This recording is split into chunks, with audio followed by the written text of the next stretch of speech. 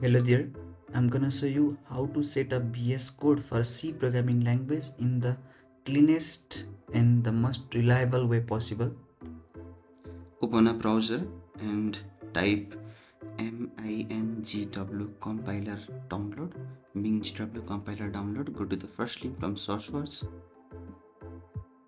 यहाँ चाहिँ डाउनलोड भन्ने बटन भेट्नुहुन्छ. So just click on the download and the download starts. It's not a big file, है एकैछिनमा डाउनलोड भइहाल्छ.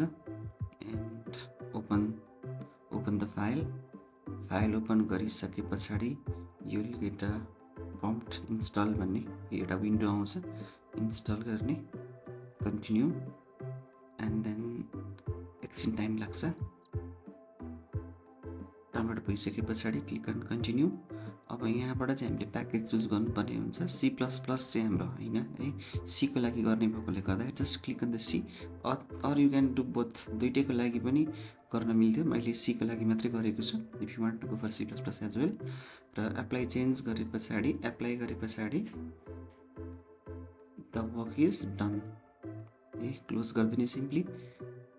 कम्पाइलर हामीले डाउनलोड गरिसकेको छौँ. फर्स्ट स्टेप चाहिँ हामीले कम्पाइलर डाउनलोड गरेको छौँ. यहाँनिर चाहिँ mingw भन्ने कम्पाइलर देखिसकेको छ. अब कमान्ड खोलेर चाहिँ gcc -- भर्जन गर्ने हो भने चाहिँ now it should show you the version of compiler. यदि यहाँनिर देखाइरहेको छैन भर्जन भने चाहिँ you need to add environment variables गएर पाथ एड गर्नुपर्ने हुन्छ.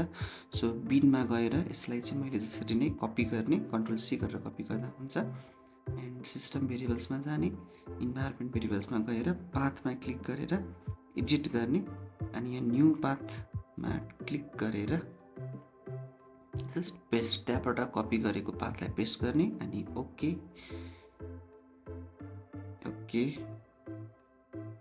ओके यति गरिसके पछाडि फेरि चेक गर्ने हो हामीले gcc -- भर्जन गर्ने भने now it should show you the version. So कम्पाइलरलाई डाउनलोड गर्ने स्टेप सकिसकेको छ. नाउ अब हामीले चाहिँ VS कोड डाउनलोड गर्छौँ. Open a browser and type VS code. First लिङ्कमै जाने अनि विन्डोज 11 10 कुन है, क्लिक देयर. डाउनलोड भइसकेपछि ओपन गरेर just have to double click and installation process follow गर्ने.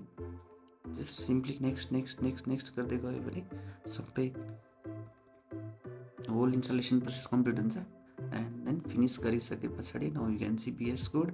Let's create a folder. मैले कोड भन्ने फोल्डर बनाएँ. यसबाट फाइल बनाउँछु. टेस्टको लागि मैले index.html बनाएर ओके लाइभ सर्भरमा रन गर्दाखेरि this is a sample HTML document भनेर देखिसकेको छ. Also test the compiler. हामीले चाहिँ कम्पाइलर चल्दैन भेट्दैन भनेर यहाँ पनि gcc -- भर्जन टेस्ट गर्नुपर्ने हुन्छ. And as you can see VS कोडले कम्पाइलर भेटिसकेको छ. Compiler and VS code setup is done.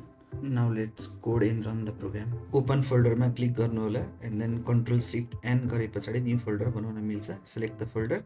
Let's create a file, new file. म यहाँनिरबाट बनाउँछु test.c नाम दिएर. And I create a sample source code. Hello world भनेर प्रिन्ट गर्ने चाहिँ एउटा सोर्स कोड बनाऊँ.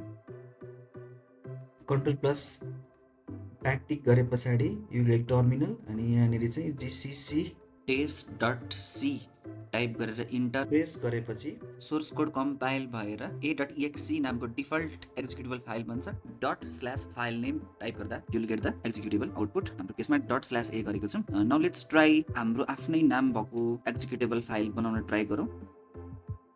-o टेस्ट टाइप गर्ने हो भने चाहिँ test.exe भन्ने एक्जिक्युटेबल फाइल बन्छ र ./test टाइप गर्दाखेरि त्यो एक्जिक्युटेबल फाइल रन हुन्छ. And you can see the output hello world here. And I like to recommend few extensions. सर्चमा आएर चाहिँ C++ एक्सटेन्सन सर्च गर्नु फ्रम माइक्रोसफ्ट. सो फर्स्टमा जुन आइरहेछ देखिरहेछ इन्टेलिजेन्स डिबगिङको लागि अनि कोड ब्राउजिङको लागि. So this is the best extension. Install गर्नु होला.